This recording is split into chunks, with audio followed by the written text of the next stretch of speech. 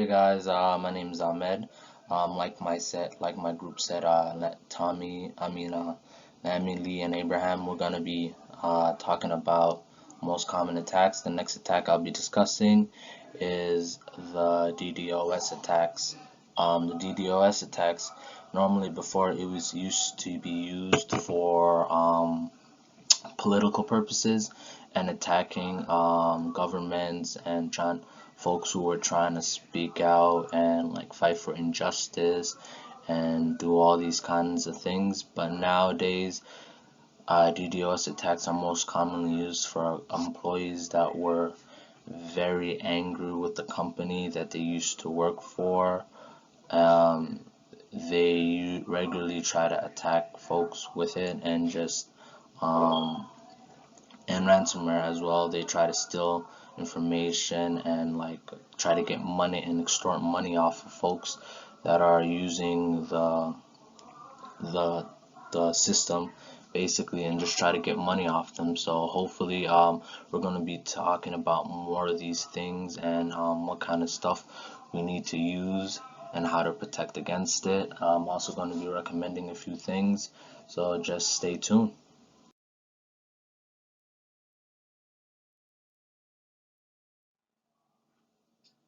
So as you can see, Nami already covered the phishing attacks, and Abraham already talked about the man in the middle. So now I'm going to be talking about the DDoS attacks. And like I said, the DDoS attacks are one of the most common attacks and useful and resourceful tools to use to deny a company or a bunch of systems, basically leave them renderless and unhelpful, useless basically, because you deny them their service basically.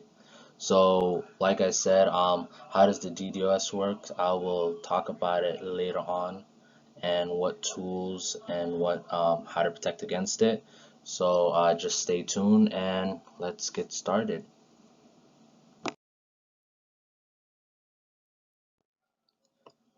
So, like I said, there's three types of DDoS attacks. There's a protocol based, which is basically they're attacking all the communication systems and the network, and then there's the application based, which basically focuses on the application sides and attacks web servers and all that stuff and just renders them useless. And then there's the volume attacks, and the volume attacks are basically you basically send a bunch of stuff to to a system or a server and basically just flood them with third-party requests to the point where the computer just gets confused and doesn't quite know what to do. So yeah, those are the three types of attacks, and the most common attacks are these for the DDoS. But and the hardest would probably be the application based, because like most software developers or web developers, they don't quite know how to manage or fight off that. So most companies don't really teach their employees or the website people that create it. They don't really know how to protect their excuse me their systems against these kind of attacks, because they were never taught. So these attacks get very useful, and often some folks sell get so much money off this, because most people don't know how to protect against it. So they could basically do whatever they want and just go in on the system, go in on the company, and it's basically the best form of revenge, I think. So basically, we will be discussing the protocol attacks. And basically, another word for the protocol attacks is the network attacks. And basically, this basically sends a bunch of basically its main goal is to attack the resources and get in the middle of intercommunication equipment, so like routers, servers and all that, and firewalls, and it just loads. It just creates and load balancers, and it just creates basically a bunch of information and sends it to them to the point where it gets over overpowered and basically just destroys the system. So the most common of these attacks are usually the SYN floods, the fragment packets, and the ping of death. These are and Smurf DDoSs, and there's a bunch of others as well. So yeah, basically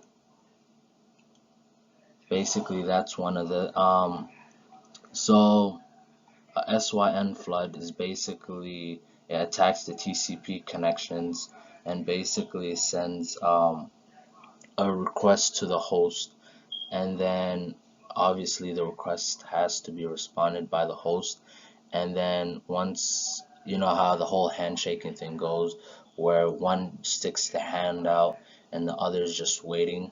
So the person sticking their hand out is waiting for a really long time. So that's the best way to describe a SYN attack. The host computer sticks his hand out once the other person asks for a request, and then there's no handshaking going on. So the host system is just waiting for a really long time to the point where it becomes really slow and destroys the system. And then the ping of death is basically an attack sends a multiple malformed or malicious pings to the computer. The the pings are really long, and basically, so the computer sells a malicious fragment contents. The recipient ends up with an IP packet with larger than 65,300 bits, which resembled, and that just destroys the system, overflowing its memory buffers where it holds the allocated pockets, and it just destroys it, basically denying it of service. So that's the ping of death. So that's one of these attacks for the protocols, and it's pretty interesting. So this is basically a really good way of just attacking a computer with a bunch of um, attacking the ports and attacking the switches and the routers, and just sending so much information to the attack to the host.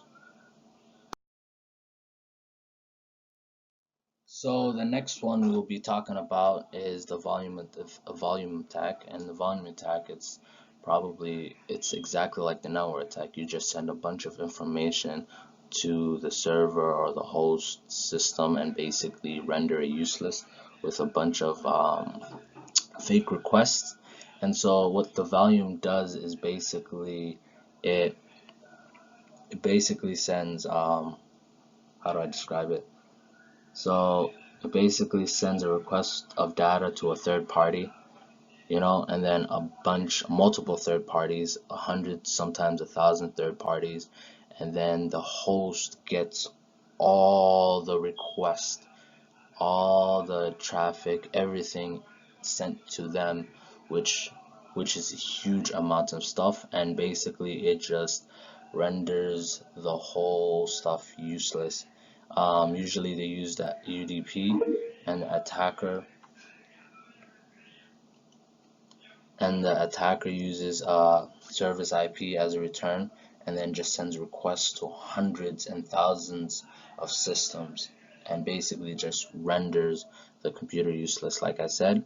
So basically imagine like your house, and then somebody has a location to your address and just does a bunch of requests to different houses, thousands of houses and all that stuff, and send mails to everything, and then in return those houses return everything back to you, and then your computer, your home or whatever, for example, is basically flooded with mail, and you don't know which one's real, which ones are fake. So it gets confusing and overfloods the computer. So that's usually what a volume attack is. You get it from the whole name, volume, a lot of stuff being sent to you, and it just renders the computer useless.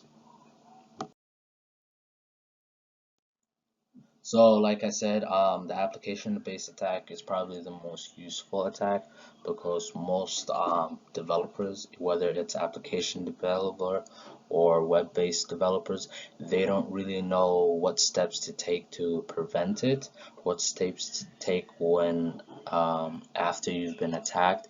They don't know none of that. Schools and companies don't really teach them that. So when an attack happens to their application or their website, they just normally just don't do anything. And attackers love these kind of stuff because they often get a lot of money from either the developer or the company to get their stuff back and to stop this. But most attackers, they use it over and over and over again because obviously you have something good going on. You don't want to waste it by just easy money. Basically, all you got to do is a few commands, and then you're set, and you're just waiting on the company to pay you, and then you do it all over again to the point where the company becomes bankrupt. And that's usually what happens with most small companies because they don't know how to prevent that sort of attack, and they don't know what to do with that sort of attack. So common types of application based are involved sending particular requests to a server in an attempt to mark the entire database connection pool of the server busy. Then it blocks the request. So basically, the computer just gets overwhelmed with a bunch of stuff, requests, and it just destroys the computer. So yeah, most people, they're they're not as equipped as they should be, and that's one of the problems with these attacks. If you're ever going to develop an app or a website, make sure to have steps that ensure your company's safety, because when an attacker wants something, they will stop at nothing to get that. So yeah, and then I'm just going to be talking about how to prevent some of these. Purchase broadband, because broadband basically it helps the infrastructure resist DDoS attacks, because you know the amount of requests a DDoS does. Broadband has enough power to at least try to hold as much of the data until you get it fixed, and basically network hardware configuration, so that way it prevents DDoSs, and you configure your router or your DNS responders and stuff from dropping incoming ICMP attacks. So this helps against the network attacks that I talked about earlier. This just it stops say a host or a huge attacker.